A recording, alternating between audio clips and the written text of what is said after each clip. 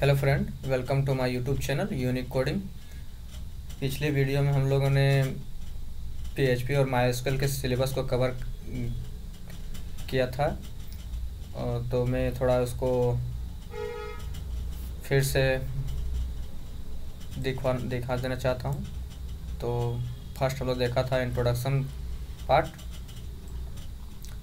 Second में development concept, control structure, function, file inclusion, array, single string function, working with file. वुड्स का concept हम लोग अभी छोड़ रहे हैं क्योंकि ये थोड़ा एडवांस लेवल में हो जाता है, तो मैं इसको बाद में फिर कवर करूँगा। State management, error handling and exception, और मायस्क्यूएल हमने देखा था introduction to MySQL, working with MySQL admin, MySQL function in PHP, SQL queries and ये सब हम लोगों ने मायस्क्यूएल और पीएचपी के सिलेबस में जो भी हम लोग कवर करने वाले हैं सारे को हम लोग एक ही वीडियो में डिस्कस किया था एक सिलेबस में। तो आज हम इस वीडियो में इंट्रोडक्शन पार्ट को कवर करने वाले हैं। इंट्रोडक्शन ऑफ पीएचपी के जितना भी पार्ट है उसको हम मैं कवर करने वाला हूं, तो वीडियो के अंत तक बने रहें और वीडियो को लास्ट तक देखें। वीडियो शुरू करने से पहले आप लोगों से एक छोटी सी रिक्वेस्ट है कि आप अभी तक आप लोगों ने जो भी हमारे चैनल को सब्सक्राइब नहीं किया है, प्लीज़ हमारे चैनल सब्सक्राइब कर लें। तो आइए शुरू करते हैं। तो फ्रेंड, फर्स्ट पार्ट है इंट्रोडक्शन पार्ट। तो सबसे पहले देखेंगे हम लोग व्हाट इज पीएचपी। पीएचपी क्या है? PHP is a server-side scripting language that is used to develop a static website or dynamic websites or web applications. PHP stands for Hypertext Preprocessor. PHP scripts can only be interpreted on a server that has PHP installed. The client computer accesses the PHP script required a web browser only. A PHP file contains PHP text and ends with the extension PHP. Simply इसका कहने का मतलब है कि PHP एक server side scripting language है जिसका use static website, dynamic website और वेब एप्लीकेशन डेवलप करने में होता है। PHP stand for hypertext pre processor. PHP का मतलब होता है hypertext pre processor. PHP scripts can only be interpreted on a server that has PHP installed. PHP इसका मतलब मैं आपको सिंपल बताऊं तो जब भी हम लोग PHP को रन करवाते हैं तो उसके लिए हम लोग को एक सर्वर की ज़रूरत पड़ती है, या तो वो लोकल सर्वर या फिर अपना पर्सनल सर्वर। तो PHP को रन करवाने के लिए हम लोग को हमेशा एक सर्वर की ज़रूरत पड़ती है और हम लोग PHP को रन करवाने के लिए एक लोकल सर्वर का यूज करेंगे, जैसे XAMPP या WAMP। मैं आपको प्रैक्टिकली करके ज़रूर बताऊंगा इसको। और इसको रन कराने के लिए हम लोग को एक वेब ब्राउज़र जैसे क्रोम, मोज़िला, ये सब का कोई भी एक वेब ब्राउज़र का ज़रूरत होगा।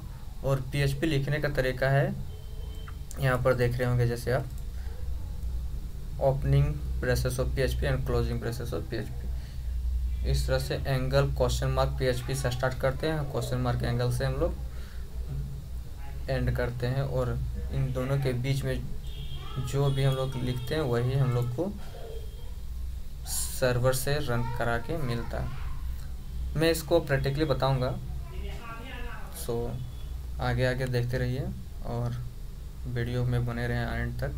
How PHP better than other. PHP दूसरे से कैसे अलग है? क्योंकि पहला पॉइंट है इजी टू लर्न। इसको लर्न करने में इजी होती है। PHP simple and fast. Simple और फास्ट भी है। PHP is known to be of the simplest programming language. PHP simplest programming language है, एकदम बहुत ही सिंपल है। इसका जो भी एट्रीब्यूट मेथड जो भी है सो सारा मतलब कि बहुत ही ईजी डिफाइंड किया गया है। आप इजी समझ सकते हैं। ये मतलब एक तरह से कह सकते हैं कि यूजर फ्रेंडली है। Any developers has ever come across this is major reason why most developer being also it is very easy for PHP to run fast and this language does not use much of the system to run your browser app there therefore the web application of web pages load quick speedily।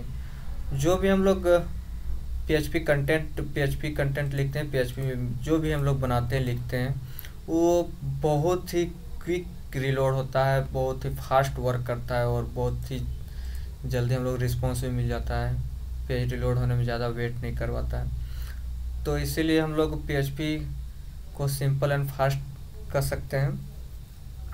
और कैसे वो भी मैं आप लोगों को एक example के थ्रू ज़रूर बताऊंगा। ओपन सोर्स लैंग्वेज है, ये आपको फ्री में प्रोवाइड करती है, फ्री में, आपको इसके लिए कोई चार्ज नहीं लगता है और इजी वे में इसको आप लर्न कर सकते हैं। लार्ज नंबर ऑफ जॉब्स, ये भी बहुत बड़ी बात है।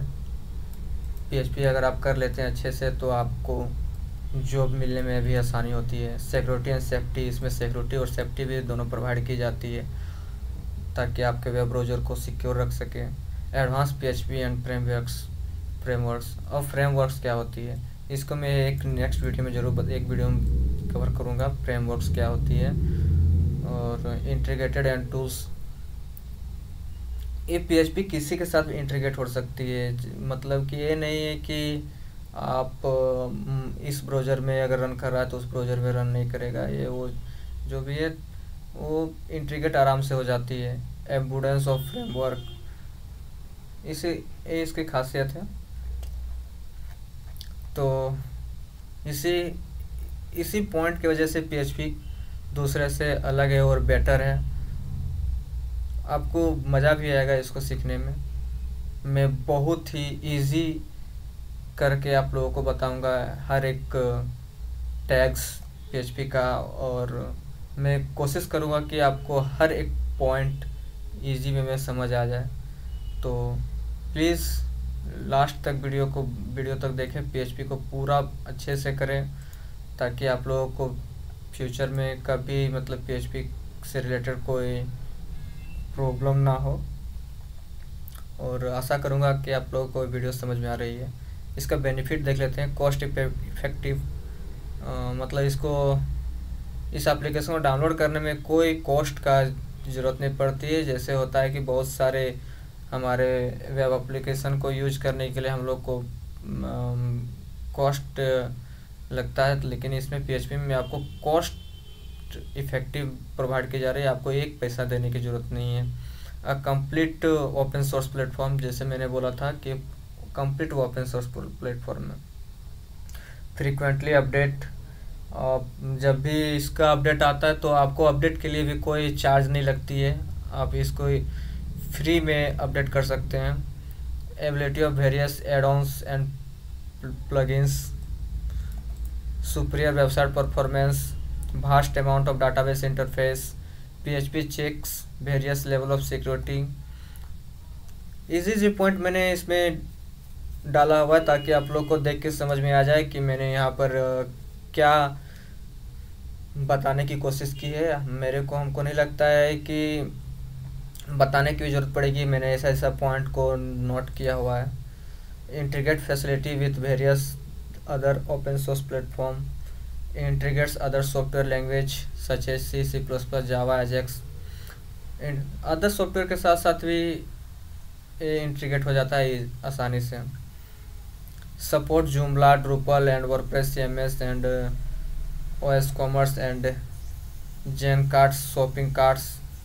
HTML code can be embedded with PHP, हम लोग PHP के अंदर HTML कोड को कैसे एम्बेड कर सकते हैं इसको मैं बताऊंगा एक एग्जांपल के through. Cross platform ability, server side web application language है, लार्ज यूजर कमेटी है। और चौथा पॉइंट है web browser web server installation and configure system. हम लोग मैंने बताया था इसको रन कराने की एक सर्वर का ज़रूरत पड़ती है, कोई भी लोकल सर्वर की।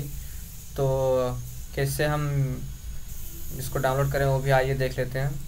आपको सिंपली अपने वेब ब्राउज़र को ओपन करनी है और यहाँ पर आप ज़ैम्प या वैम्प लिख सकते हैं। ज़ैम्प डाउनलोड और यहाँ देखिए अपाची फ्रेंड जो है फर्स्ट लिंक आपको ओपन कर लीजिए और यहाँ से आपको देखिए यहाँ पर प्रोवाइड की गई है डाउनलोड।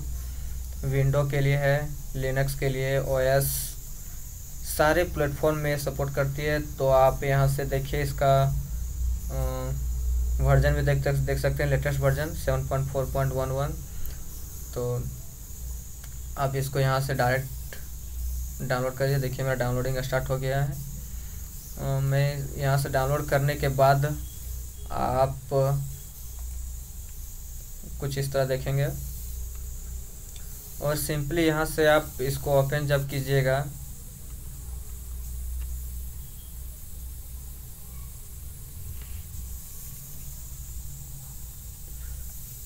तो आपको यहाँ रन करने के लिए यस करना पड़ेगा। यस यस जैसे ही कीजिएगा आप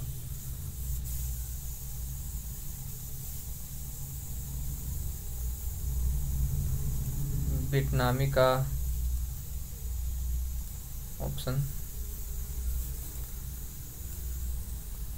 नेक्स्ट, आप सिंपली यहाँ नेक्स्ट करते जाए। यहाँ पर आप फोल्डर अपना चूज कर ले। मैंने अपना यहाँ सी में पहले ऑलरेडी इंस्टॉल करके रखा हुआ है तो मैं इसको डी ड्राइव में इंस्टॉल कर लूँगा और नेक्स्ट करके मैं यहाँ पर अपने फोल्डर का नाम ज़ैम्प फोल्डर करके बना लूँगा। आप सिंपली यहाँ नेक्स्ट करते जाइए और आप यहाँ पर देखिए डाउनलोड होना स्टार्ट हो गया है। उसके बाद आप फिनिश का ऑप्शन आएगा, फिनिश कर दीजिए। मैं इसको कट कर रहा हूँ फिलहाल क्योंकि मैंने पहले से इसको इंस्टॉल करके रखा हुआ है। और आप यहाँ से ज़ैम्प कंट्रोल पैनल को स्टार्ट करेंगे। ज़ैम्प कंट्रोल पैनल स्टार्ट करने के बाद आप दो ब्राउज़र को रन करवा लेंगे, एक अपाची और एक MySQL। और हाँ, एक ख़ास बात, आप जो भी फाइल बनाएंगे वो आप हमेशा ज़ैम्प के अंदर htdocs, अगर आप ज़ैम्प यूज कर रहे हैं तो ज़ैम्प के अंदर htdocs के अंदर ही अपना फाइल को बनाएंगे। मैं यहाँ पर एक फ़ोल्डर बना लेता हूँ, PHP इंट्रो। अब आप जितना भी काम करेंगे PHP इंट्रो के ही अंदर आपका फाइल सेव होगा। मैं अपना यहाँ पर नोटपैड ऑन कर लेता हूँ, या फिर आपके पास अगर कोई और टेक्स्ट एडिटर है तो उसको अभी यूज कर सकते हैं। जैसे मैं सबलाइन टेक्स्ट का यूज करता हूँ तो मैं सबलाइन टेक्स्ट यूज कर ले रहा हूँ। और यहाँ पर मैं एक न्यू फाइल ओपन करूँगा और उसको जब मैं सेव करूँगा तो मैं वैसा ही करूँगा। ज़ैम्प के अंदर htdocs के अंदर मैंने PHP इंट्रो के नाम से एक फ़ोल्डर बनाया हुआ था, PHP इंट्रो। हाँ, अब इसी के अंदर मैं अपने फाइल को सेव करूँगा, index.php।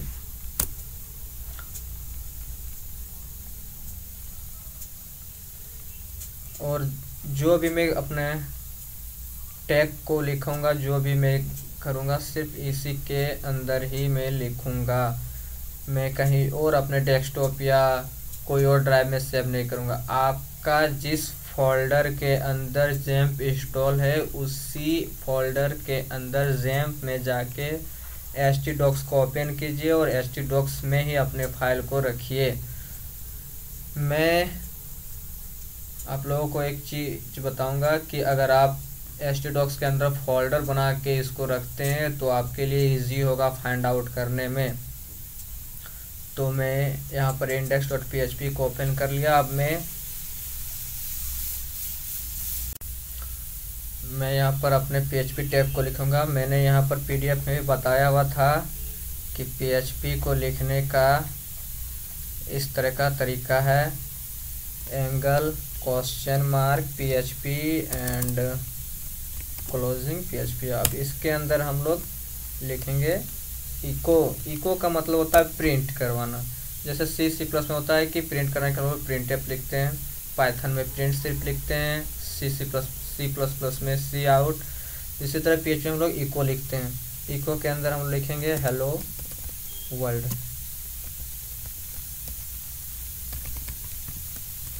इस तरह से हम लोग PHP को लिखते हैं। और इसको रन कराने का तरीका है कि अपने वेब ब्राउज़र में जाइए, यहाँ पर सिंपली लिखिए लोकल होस्ट। क्योंकि मैंने बताया था आप लोगों को कि हम लोग को PHP को रन कराने के लिए लोकल होस्ट की ज़रूरत पड़ती है, PHP इंट्रो। आपने सिर्फ सिंपली फोल्डर का नाम लिख दें और इसको रन कराएं। सॉरी, मैं फोल्डर का नाम शायद मैं कुछ और लिख दे रहा हूँ, PHP intro. Control C, local host PHP intro. देखिए मेरा प्रोग्राम रन कर गया। इसी तरह PHP को रन करवा सकते हैं। मैं फटाफट एक बार और फिर से कवर कर लेता हूँ कि आज हम लोगों ने क्या क्या किया। Introduction to PHP, what is PHP, क्या होती है, how better than others, benefits of PHP। और PHP को रन कराने के लिए हम लोग जो भी वेब सर्वर और वेब सर्वर इंस्टॉलेशन की ज़रूरत पड़ती है, तो मैं इंस्टॉलेशन का प्रोसेस फिर से बता देता हूँ। और इसका लिंक मैं भी डिस्क्रिप्शन में डाल दूँगा कि आप कैसे डाउनलोड कर सकते हैं।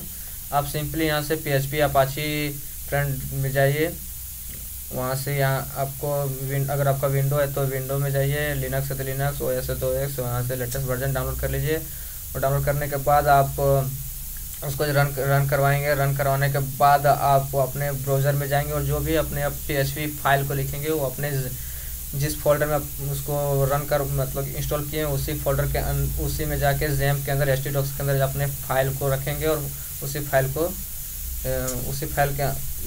में अपने PHP फाइल को लिखेंगे और रन करवाएंगे। तो आज के वीडियो में फिलहाल इतना ही। मिलते हैं फिर नेक्स्ट वीडियो में कुछ और न्यू कॉन्सेप्ट के साथ। Thank you.